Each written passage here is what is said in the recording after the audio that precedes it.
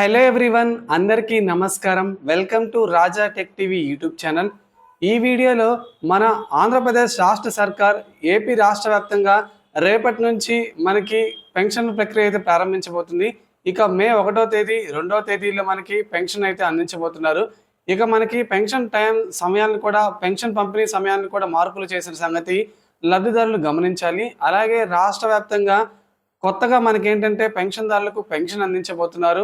ఎవరెవరికి కొత్త పెన్షన్ అందించబోతున్నారు, అలాగే ఈ పెన్షన్ లబ్ధిదారులకు 8,000, ఈ పెన్షన్ లబ్ధిదారులకు 12,000 అయితే అందజేయబోతున్నారు. ఏ కేటగిరీ కింద ఈ పెన్షన్లకు ఇంత అమౌంట్ ఇవ్వబోతున్నారు, ఎవరెవరికి ఈ పెన్షన్ ఇవ్వబోతున్నారు, అలాగే కొత్త పెన్షన్లకు సంబంధించి ఏపీ రాష్ట్ర సర్కార్ కీలక ప్రకటన చేసింది.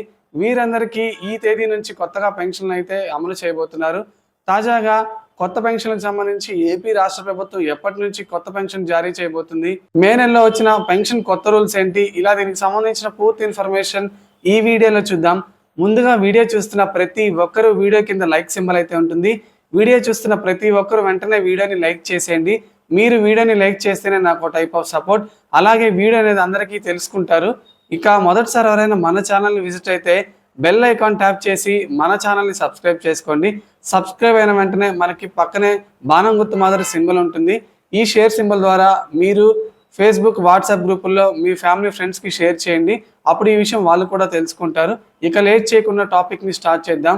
ఆంధ్రప్రదేశ్లో సామాజిక పెన్షన్లకు సంబంధించి ఎన్టీఆర్ భరోసా పెన్షన్ల ద్వారా కొత్తగా మనకేంటంటే స్పౌస్ పెన్షన్లను రాష్ట్ర ప్రభుత్వం అయితే అమలు చేయబోతుంది. ఈ స్పౌస్ పెన్షన్ల కేటగిరీలో మనకి 89,788 కొత్త పెన్షన్లను అయితే మంజూరు చేస్తున్నారు. ఇక ఏప్రిల్ 30వ తేదీలోగా ఎవరైతే దరఖాస్తు చేసుకుంటారో వారందరికీ మే 1వ తేదీ నుంచి కొత్తగా పెన్షన్లు అయితే అందించనున్నారు. అయితే మనకి ఎవరైతే భర్త పెన్షన్ తీసుకుంటున్నారో ఆ భర్త చనిపోతే వారి స్థానంలో భార్యకు స్పౌస్ పెన్షన్లను అయితే ఏపీ రాష్ట్ర సర్కార్ అయితే అందజేస్తుంది. ఇక ఆంధ్రప్రదేశ్లో సామాజిక పెన్షన్ల పంపిణీలో భాగంగా మనకి ఆంధ్రప్రదేశ్ రాష్ట్ర ప్రభుత్వం మనకి జనవరి, ఫిబ్రవరి, మార్చి అలాగే ఏప్రిల్ నెలలకు సంబంధించి ఎవరైతే భర్త పెన్షన్ తీసుకుంటున్నారో ఒకవేళ అనుకోని కారణాల నుంచి మరణిస్తే స్పౌస్ కేటగిరీల కింద ఆ పెన్షన్లు భార్యలకైతే ఇవ్వబోతున్నారు. ఇక మనకి ఏప్రిల్ 30వ తేదీలోగా గ్రామ, వార్డు సచివాలయాల్లో తదితర డాక్యుమెంట్స్తో సబ్మిట్ చేసి అప్లై చేసుకున్న వారికి మే 1వ తేదీ నుంచి 4,000 రూపాయల కింద ఈ కేటగిరీ కింద పెన్షన్ అయితే అందించబోతున్నారు. అయితే మనకి ఏప్రిల్ 30వ తేదీలోగా ఈ పథకానికి అప్లై చేసుకోని వారికి జూన్ 1వ తేదీ నుంచి పెన్షన్ అయితే అందించబోతున్నారు. ఇక మనకేంటంటే కొంతమందికి 8,000 పెన్షన్ అందజేస్తామని చెప్పారు.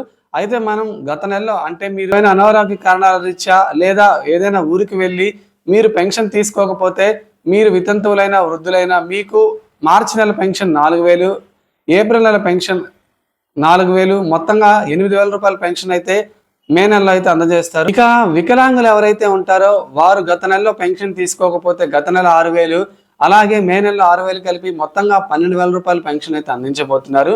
ఇక మనకి కొంతమంది వికలాంగులు ఎక్కువ అంగవైకల్యం ఉన్న వారికి ఏంటంటే అలాగే దీర్ఘకాలిక వ్యాధులతో బాధపడేవారు 15,000 రూపాయలు చొప్పున పెన్షన్ అయితే తీసుకుంటున్నారు. వారు సైతం మనకి ఏప్రిల్, మే నెల పెన్షన్ కలిపి మొత్తం 30,000 పెన్షన్ను మనకి మే నెలలో అయితే తీసుకోవాల్సి ఉంటుంది.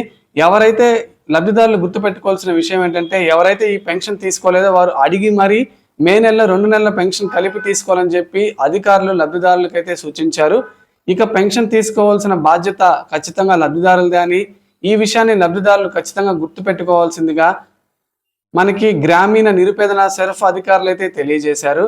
అలాగే మనకి కొత్తగా ఏంటంటే స్పౌస్ కేటగిరీ కింద 89,788 పెన్షన్లను మంజూరు చేశారు. ఇక మే నెల పెన్షన్లో మనకి కొన్ని కీలక మార్పులు చేశారు అధికారులు. మనకి గ్రామ, వార్డు సచివాలయ అధికారులు ఎప్పట్లాగే వచ్చి మనకి ఈ నెల 1వ తేదీ, 2వ తేదీ అంటే బుధవారం, గురువారం పెన్షన్ల పంపిణీ అయితే చేయబోతున్నారు. అలాగే ఏపీ ప్రభుత్వం వీరికి అత్యాధునిక పరికరాలను అయితే అందజేసింది. పెన్షన్ పంపిణీ చేసే టైంలో వీరికి ఇక నుంచి పరికరాలు మనకేంటంటే గతంలో ఇచ్చిన డివైజెస్ ఏంటంటే తంబు సరిగ్గా పడిపోవడం, సర్వర్ ఉండకపోవడం లాంటి ఇష్యూస్ అయితే వచ్చేవి. ఇప్పుడు తాజాగా ఏపీ రాష్ట్ర ప్రభుత్వం వీరందరికీ కొత్త టెక్నాలజీతో నూతన పరికరాలను అయితే అందజేశారు.